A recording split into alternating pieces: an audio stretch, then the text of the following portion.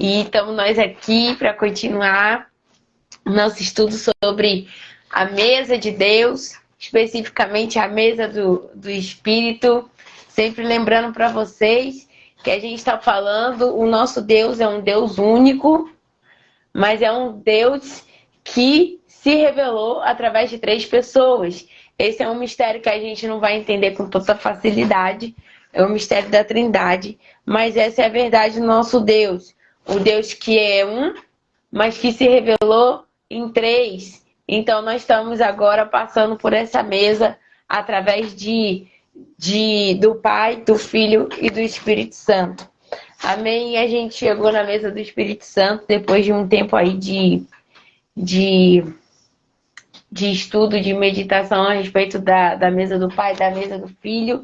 E agora a gente está no meio da reflexão do texto de Atos 2, a partir do 38 até o 47. A gente já viu aí mais ou menos até metade desse trecho da palavra. E aí agora a gente vai entrar na outra metade. Mas não antes de fazer a nossa declaração maravilhosa, linda, a respeito da palavra de Deus, que é algo que o Senhor tem ministrado nos nossos corações, para que a gente possa não só amar a palavra, mas ter cada vez mais consciência do que ela pode fazer por nós. Amém? Então vamos lá? Essa é a minha Bíblia. Eu sou o que ela diz que eu sou. Eu tenho o que ela diz que eu tenho. E eu posso fazer o que ela diz que eu posso fazer. Hoje eu serei transformada pela sempre viva e incorruptível palavra de Deus. No nome de Jesus. Amém. Amém. Que essa palavra nos transforme, que essa palavra nos traga vida, nos abençoe. Eu sempre digo para vocês que a palavra que nos transforma é a palavra que a gente internaliza.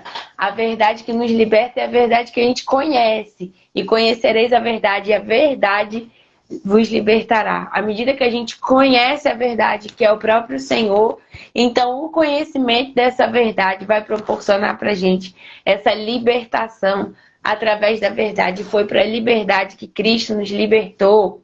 Então a gente precisa não só ser liberto, mas permanecer firme nessa liberdade através da palavra de Deus, não deixando que nada nos engane. Amém? Vamos continuar o nosso texto de hoje.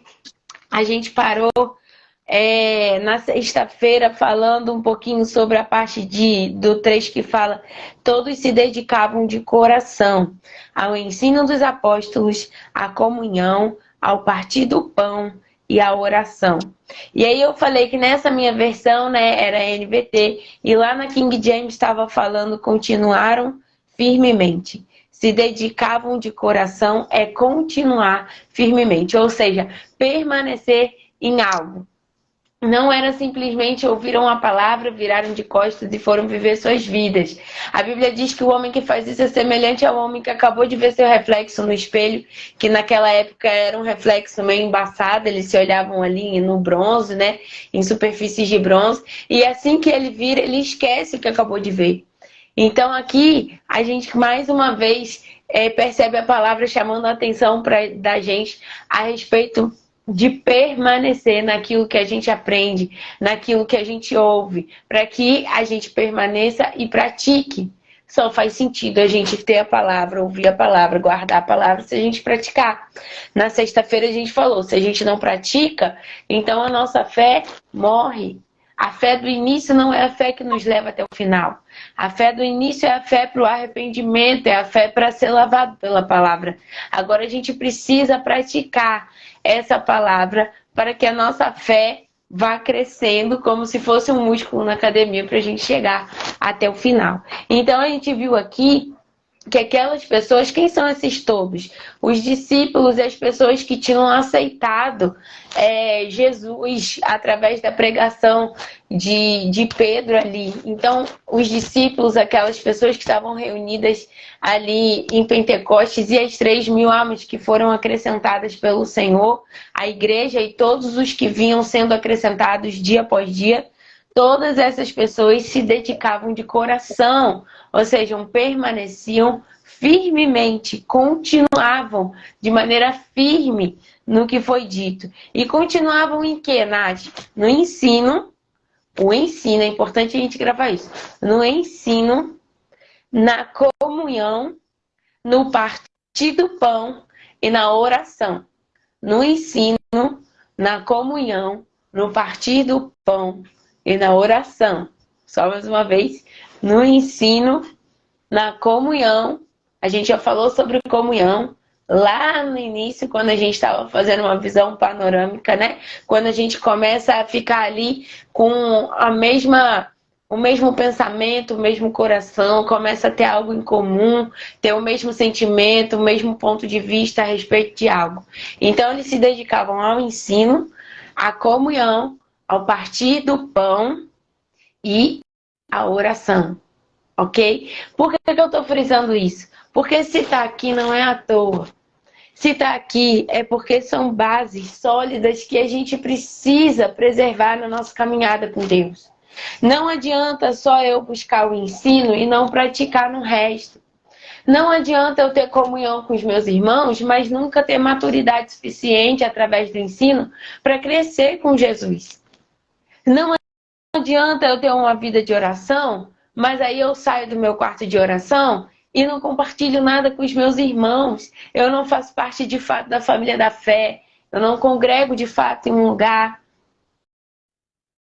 Então é importante que a gente tenha esses 4 pilares funcionando bem na nossa vida com o Senhor. E o Espírito Santo sempre vai trazer isso para nós. Ele sempre vai colocar isso no centro ali da nossa caminhada. O quê? O ensino, que é o que? A palavra, o conhecimento da palavra, o conhecimento da sã doutrina, a prática desse ensino, a comunhão, o partir do pão e a oração. Nós não podemos abrir mão de nenhuma dessas coisas. São 4 pilares que a Bíblia coloca que são fundamentais para a nossa caminhada, para que a gente permaneça na mesa do Espírito. Até quando, Nath, que eu tenho que permanecer na mesa do Espírito? Até Jesus voltar. E quando Jesus voltar, a gente vai continuar na mesa. Com Ele, com o Espírito, com o Pai, o Espírito Santo que vem do Pai. Então a gente precisa sempre permanecer nessa mesa. E esses 4 pilares não estão aqui à toa. Eles estavam ali se dedicando à doutrina, à comunhão, ou seja, eles estavam andando juntos, eles estavam se misturando entre si. Eles não estavam se isolando no partir do pão, ou seja, no compartilhar, na entrega, uns para com os outros, na ajuda, no que a gente falou na sexta-feira, no perder a vida em prol de alguém, em olhar para o outro. E a vida de oração. Eles iam ao templo, eles adoravam juntos, eles oravam, e eles tinham seus momentos de oração com o Senhor. Antes de tudo isso acontecer, quando o Pentecostes aconteceu, eles estavam reunidos, orando. Então a gente não pode abrir mão desses pilares. Oração, partir do pão, comunhão e ensino. Nós precisamos dessas coisas, tá bom?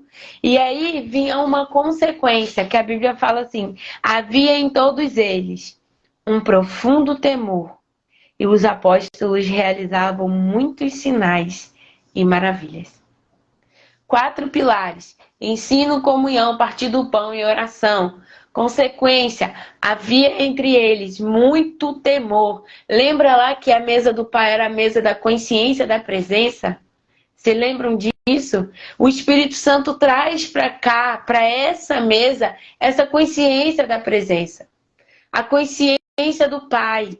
E os apóstolos praticavam muitos sinais e maravilhas. Havia um respaldo da parte do Senhor. Havia obras como as de Jesus e até maiores do que as dele, como ele mesmo disse que seria feito. O Espírito Santo traz o Pai e o Filho para o centro da mesa. Por quê? Porque haviam 4 pilares: ensino, comunhão, partir do pão e oração. Ensino, comunhão, partir do pão e oração. Essa comunhão, como eu falei, essa mistura. O ensino é a leitura da palavra, a internalização da palavra. É a gente absorver essa palavra, a gente aprender como é que a gente pratica essa palavra, olhando para Jesus que está na própria palavra. O partir do pão. O partir do pão era essa entrega, como eu falei, deles uns para com os outros. A vida de oração, orar em todo o tempo, orar sem cessar. A gente precisa ter essas 4 práticas para que venha o temor e venha o avivamento, venham os sinais e as maravilhas. O arrependimento, a gente viu que tudo começou por ele, aí veio esses 4 pilares, veio uma correspondência do coração de quem ouviu, e aí agora tem o temor e os sinais e as maravilhas. Muitas vezes, assim, de uns anos para cá, ainda mais a gente que está muito envolvido com a obra da igreja, a gente vê que muitas pessoas perderam o temor em relação ao Senhor. Perderam o temor da presença de Deus. Perderam o temor da consciência da presença. E aí, quando elas vão pecar, quando nós, como uma dessas pessoas, vamos pecar, muitas vezes, quando esse temor foge de nós, a gente olha para os lados e vê se tem alguém olhando. Se não tiver, a gente vai lá e faz. Mas a gente esquece de olhar para cima, porque sempre tem alguém olhando. O próprio Senhor está conosco, está em nós. Se a gente olhar para cima e se a gente olhar para dentro, a gente vai ver que o Senhor sempre está olhando para nós.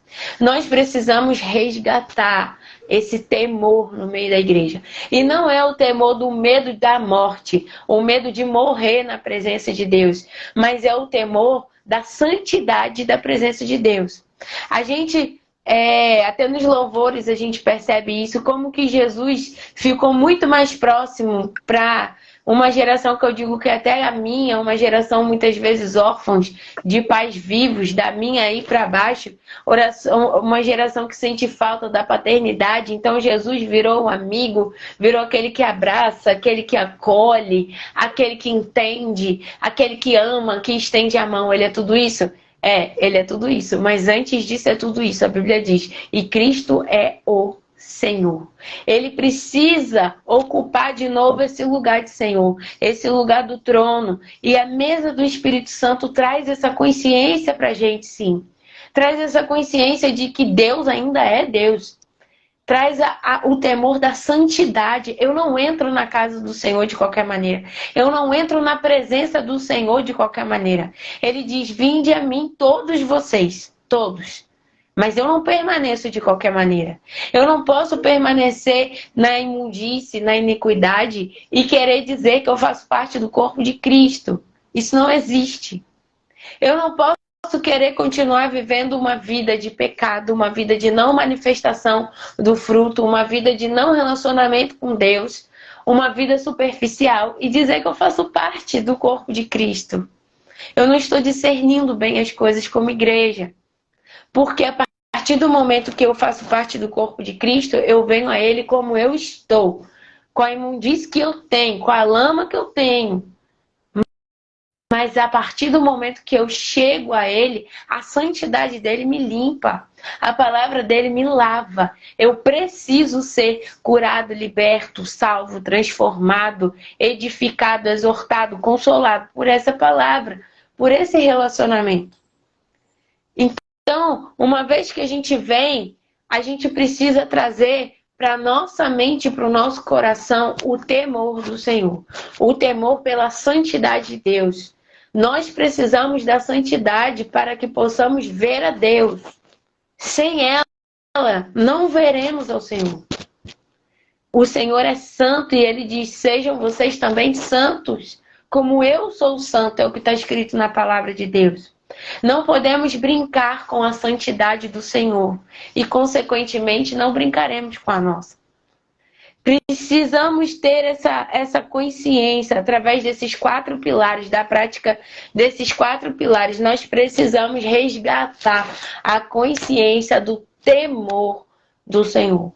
Não é qualquer pessoa, não é qualquer Deus, não é qualquer coleguinha, não é qualquer pai, um pai bonzinho. Deus é bom, Ele não é bonzinho. A gente precisa trazer à nossa mente de novo a consciência da justiça de Deus, da soberania de Deus, da seriedade de Deus, da santidade do Senhor. E junto com essa santidade, a Bíblia diz, santifique-se hoje, porque amanhã farei maravilhas no meio de vós. Venham os sinais e as maravilhas. Hoje a gente olha para o cenário e muitas vezes a gente se pergunta, cadê Deus? Aqueles milagres? Cadê toda aquela manifestação que o Senhor fazia? Onde está? Mas os sinais e as maravilhas são consequências de uma vida de santidade ao Senhor.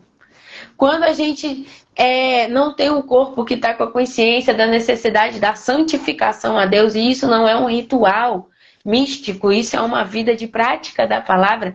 Quando a gente não está fazendo parte de um corpo que está com essa consciência, os sinais e as maravilhas não acontecem. Ou acontecem muito pouco, porque a incredulidade está no meio do povo. A falta de santidade produz incredulidade. A falta de santidade vai confundir a nossa mente e o nosso coração. Não vai haver uma prática pura dessa palavra. Não vai haver uma prática através da dedicação firme, da permanência, da aliança com o Senhor. Então, consequentemente, a incredulidade vai começar a fazer parte do nosso meio. Porque se há pecado, o pecado é a porta para todas as outras iniquidades. E aí os sinais e as maravilhas não acontecem. Mas a mesa do Espírito Santo, graças a Deus, veio para regenerar, para restaurar todas essas coisas. Veio para dar capacidade para a gente, como noiva de Cristo, de confiar no Senhor. De dizer, eu quero me consagrar, eu quero me santificar, eu quero ser puro, eu não quero ter a mente dividida, eu não quero ter o coração distorcido, Senhor, eu não quero. Eu não quero praticar a Tua palavra de qualquer maneira, eu quero entender o ensino, eu quero fazer completo. Eu quero fazer como o Senhor quer que seja feito. E é na mesa do Espírito Santo que tudo isso acontece. É aqui que há a manifestação dessa obediência, dessa correspondência, dessa santificação, dessa consagração, consequentemente da comunhão e da unidade, do fruto do Espírito. Vamos continuar lendo? Diz assim, olha, os que criam se reuniam num só lugar e compartilhavam tudo o que possuíam. Os que criam. Eu achei muito interessante essa expressão. Na minha da NVT está dizendo isso. Os que criam se reuniam num só lugar. Não eram todos. Eram os que criam. Criam em que, Nath? Na palavra. Aqueles que creem na palavra se reuniam num só lugar. Mas só para quê? Para ficar ali reunido e depois ir embora para casa? Não. Eles compartilhavam tudo o que tinham. Aí o que eu falei para vocês lá na mesa do Pai. Às vezes a gente vai no culto na quarta, na sexta, no domingo, na segunda, na terça, no sábado, passa o dia na igreja, faz trocentas coisas. Amém, que bênção. Mas isso não é ainda a unidade de Deus. Porque a unidade de Deus e se reuniam num só lugar e compartilhavam tudo o que tinham. Olha a unidade acontecendo aí. Quando eu compartilho com você tudo que eu tenho. Tanto na parte espiritual, quanto na parte emocional, quanto na parte física. Quando eu olho para a sua necessidade, quando a minha necessidade não é maior que a sua. Quando se você estiver precisando, a gente vai se unir. R$100 para uma pessoa é muito, mas R$1 para 100 pessoas não é nada. Na maioria das vezes. A gente precisa entender a força que tem na unidade que somos. Como igreja. E aí a Bíblia diz, os que criam se reuniam e compartilhavam. Então nós temos aqui pilares que são o ensino, se dedicavam firmemente, de todo o coração, no ensino, na comunhão, no partir do pão e na oração. Isso trazia o quê? Temor em todos eles. E aqui na minha versão está escrito um profundo temor, não era qualquer um. E sinais e maravilhas. E então eles faziam o quê? Aqueles que criam se reuniam e compartilhavam tudo que tinham. Se reuniam e compartilhavam tudo o que tinham. A gente precisa, de novo, continuar aprofundando. E aqui é onde a gente chega na parte que, sem o Espírito Santo, a gente tem dificuldade de fazer. Porque se reunir é mole. Eu posso ir, eu posso dar bom dia, eu posso dar boa tarde. Eu posso até ficar lá perto daquele irmão uns dias, como por exemplo no retiro. Mas daí você pedir para eu dividir tudo que eu tenho, aí isso vai me custar muito. Aí você está pedindo para eu ir além. Exatamente. E não sou eu que estou pedindo, é a palavra que está dizendo. É a palavra que está fazendo isso como exemplo. E aí, a parte que a gente só consegue fazer com o Espírito Santo. Quando a gente consegue amar o outro como Jesus nos amou. Aí a gente entende que somos mordomos, como a gente já viu, de tudo que a gente tem, de tudo que a gente possui. Não só fisicamente, tá bom? Emocionalmente e espiritualmente. Às vezes você não tem condições de ajudar de uma maneira material naquele momento, mas você tem um abraço para dar. Lá no seminário tem um fato muito interessante que eu ouvi, que eu estava conversando com a menina num corredor quando eu fui pro intervalo. E aí ela estava falando que na nossa sala e na sala dela tem assim, cada um leva uma coisinha pro café da manhã. E aí ela falou que tinha uma moça na sala dela que não estava podendo levar nada pro café da manhã. Nem um biscoitinho, um pãozinho, nada. Mas o que a moça fazia? Ela levava uma jarra vazia. E aí, todos os dias que tinha aula, ela ia lá embaixo, porque o bebedouro é longe da nossa sala. A gente fica no segundo andar de um prédio anexo à igreja. E o corredor é lá no pátio da igreja. O bebedouro é lá no pátio da igreja. Então, ela todo dia da aula, ela trazia a jarra, descia as escadas, passava o corredor, ia lá no bebedouro, enchia a jarra e botava na sala para que ninguém precisasse descer. Para que quem quisesse água tivesse servido ali mesmo. E essa era a maneira de ela compartilhar tudo que ela tinha. Ela não podia levar sempre algo para comer, mas ela tinha uma jarra vazia em casa. E o Senhor ministrou o coração dela, a ponto de ela, aquilo ter tocado não só a turma dela, como tocou a minha também. Porque ela estava compartilhando tudo que ela tinha. Ela falou, não, eu quero fazer parte desse café, de alguma maneira. O que eu tenho é uma jarra vazia. E eu vou encher de água para que vocês não precisem descer.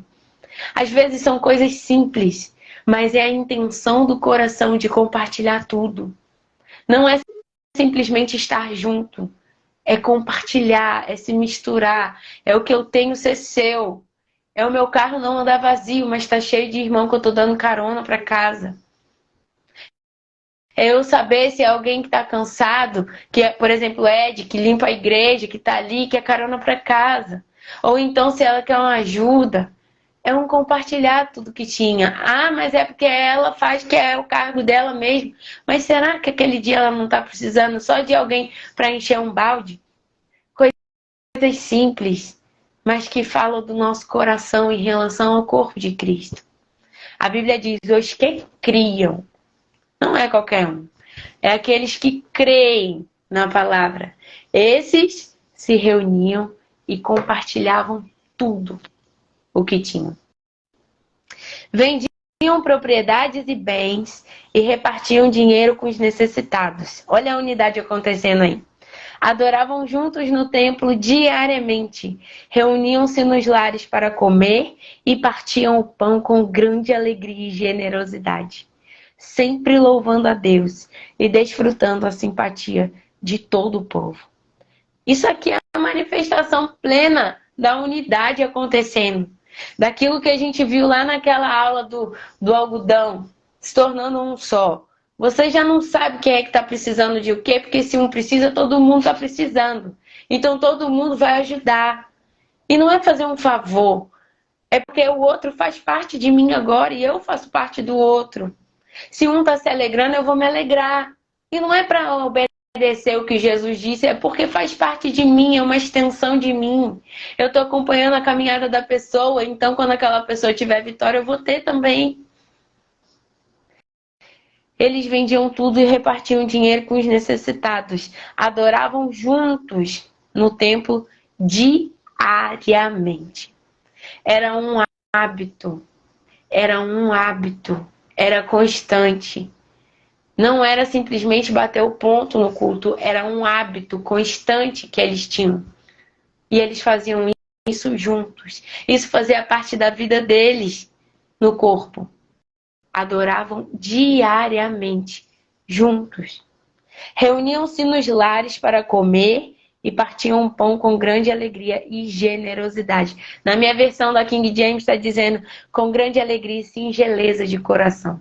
Singelo quer dizer puro. simples, ingênuo, fácil, sem malícia. Ia para casa do outro com pureza de coração. Não era para ficar reparando, não era para depois ficar comentando com o outro, não era para fazer fofoca de ninguém. Era para ter um momento junto, era para comer junto, era para partir o pão junto, era para se alegrar, para sorrir, para cantar um louvor junto. Não era para ficar olhando a mesa do irmão, a comida do irmão, se está limpo, se está sujo, se está organizado, se não está, se é pobre, se é rico, se saiu na hora do almoço, se não saiu. Era simplesmente pelo prazer de estar junto. A gente precisa resgatar isso. Eles faziam isso como um hábito. Não era assim, um dia, no mês eu vou chamar alguém para vir aqui em casa. Não, era um hábito. Era um hábito. Era para gerar intimidade. Não só com a afinidade com quem você tem, era intimidade. A gente precisa começar a resgatar isso. Mas são coisas que a gente só se dedica com o amor do Espírito Santo em nós. Porque fazer isso dá trabalho, exige tempo, exige você colocar como prioridade. Mas já passou o tempo do nosso desejo de ter comunhão com os irmãos, de praticar a unidade do corpo. Se assim, quando der, já passou esse tempo. Agora que nós estamos sentados na mesa da maturidade, na mesa daqueles que são cheios do Espírito Santo, isso precisa fazer parte do planejamento.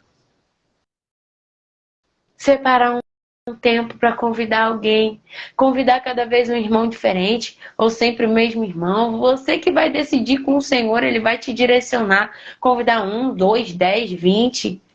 Mas a gente precisa transformar isso num hábito. A gente precisa planejar isso. Não é assim, tá corrido, não deu, temos que ver, não, qualquer dia eu vejo, não tive tempo não, a gente tá comendo qualquer coisa, qualquer dia a gente marca. Não, se está na Bíblia é para a gente praticar. Então a gente precisa começar a colocar isso na lista de prioridade.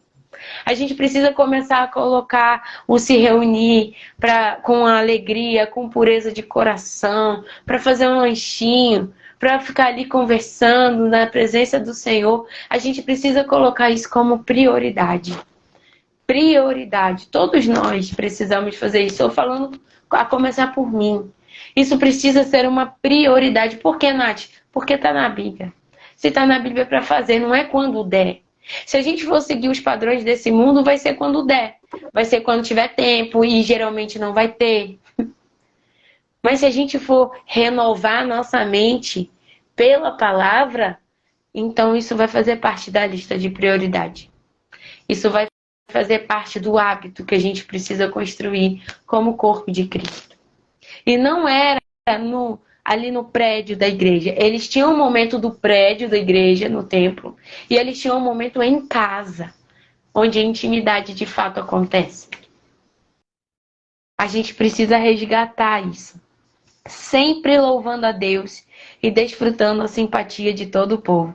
Eu me lembrei, sabe o quê? Quando eu li isso, de quando a Efraim estava fazendo uma ação social aí na rua, antes da pandemia, e no início, muitas vezes eu saí na rua com Viviane ali, chamando o pessoal para ir para ação social. Muitos nem sabiam que tinha uma igreja na esquina. Eu fiquei assim, chocada comigo mesma na época, eu e Viviane. A gente ficou, meu Deus, o que a gente estava fazendo? Mas a partir do momento que eles ficaram sabendo o que estava acontecendo, eles acharam ótimo, eles indicaram para outras pessoas, eles sorriram, eles levaram suco, não sei se vocês lembram. Eles levaram suco, eles levaram lanche, eles deram esse retorno para mim, para a Viviane, que estava ali. Poxa, muito legal isso que vocês estão fazendo. A gente está precisando mesmo disso aqui. Aí, automaticamente o amor gerou favor, gerou graça aos olhos das pessoas. É assim que a Igreja de Cristo funciona. É aqui que esse corpo começa a funcionar. Quando a gente vai olhar a palavra fruto no grego, a palavra fruto do Espírito no grego, essa palavra é karpos. E sabe o que é interessante? Que a tradução de karpos é organismo vivo. Quando a gente olha para a igreja e fala o corpo de Cristo é um organismo vivo, É porque ele é mesmo. Mas só quando manifesta o fruto. É só quando o Espírito Santo flui. É só quando a unção desce. É só quando a unção torna todo mundo um só. É só quando essa unção começa a fluir em mim, através de mim, para você, de você para mim, que então o fruto é manifesto. E então o corpo se torna um organismo vivo.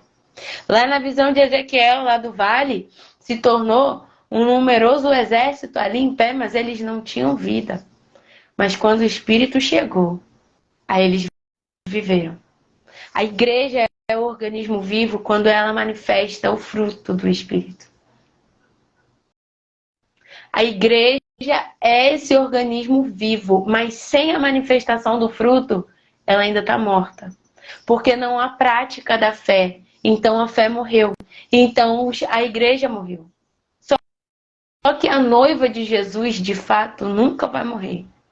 Então, se eu e você estamos mortos no corpo de Cristo, a gente precisa começar a pensar se a gente está mesmo inserido nessa igreja, nessa noiva. Se a gente tomou pra gente parte nessa noiva. Porque a noiva de Cristo é viva. Assim como a palavra dele é viva. Assim como ele é vivo. E é essa igreja viva que ele vem buscar. É essa igreja viva que ele vem raptar, como a gente viu lá como o noivo fazia com a noiva. A gente precisa colocar em análise. A mesa do Espírito Santo é a mesa da manifestação do Espírito. É a mesa da manifestação da fé. É a mesa da manifestação das obras. Seremos salvos pelas obras, Nath? Não. Seremos salvos para quando a gente crê e confessa pela nossa fé. Se crê com a justiça, se confessa para a salvação. Mas, se a gente não pratica, essa fé morre. E a Bíblia diz para a gente cuidar do que tem para que ninguém tome de nós a nossa coroa. Então a coroa da salvação pode sim ser perdida por nós. E é nessa manifestação aqui. É nessa manifestação do Carpos. É nessa manifestação do Espírito, desse fruto, que então essa vida acontece. A vida que não existe no mundo, a vida que não existe na reunião de pessoas boazinhas, a vida que não existe em nenhum outro lugar, senão no corpo de Cristo. Porque o Espírito está na igreja, ele está com a igreja. Ninguém na face da terra que não seja igreja de Cristo, que não tenha o Espírito Santo, consegue viver esse nível de manifestação, esse nível de vida, esse nível de amor. Porque só com o Espírito Santo a gente alcança isso. Então hoje eu queria que a gente saísse daqui da live pensando: eu tô vivo? Eu tô vivo? Eu tô deixando o corpo de Cristo vivo? Ou eu tô morrendo e não percebi? E se você pensar: olha, eu acho que eu tô morrendo e não percebi, não tem problema. Se ajoelha no seu quarto e fala: Senhor, me faz viver de novo. Me dá teu Espírito de novo. Espírito Santo, acende o meu coração outra vez. Gera vida em mim outra vez. Faz aqui dentro de mim, Espírito Santo, a manifestação desse amor. Porque eu quero ser um ramo que dá fruto. Eu quero permanecer no Senhor e o Senhor em mim, para eu dar muito fruto. Eu não quero ser cortado e lançado fora. Eu quero estar no corpo vivo, cheio de vida. Eu quero gerar vida no corpo junto com o teu Espírito Santo se movendo através de mim. Hoje a pergunta para mim e para você é as perguntas do Espírito Santo, né? Que ele faz para nós. Você está vivo? Essa é a pergunta que eu quero deixar para você hoje. É a pergunta que o Espírito Santo me fez também. Você está vivo? Apesar de tudo, apesar das suas decepções, suas frustrações, suas mágoas, você está vivo? Ou isso tudo já está abafando a vida do Senhor que mora dentro de você? O próprio Espírito da ressurreição que mora em você por direito. Não vamos extinguir o Espírito, porque ele mora dentro da gente. E ele está fluindo na igreja e ele quer fluir. Ele não quer que a gente fique frio, ele não quer que a gente fique apático. Ele não quer que a gente não corresponda. Tem que ser de imediato.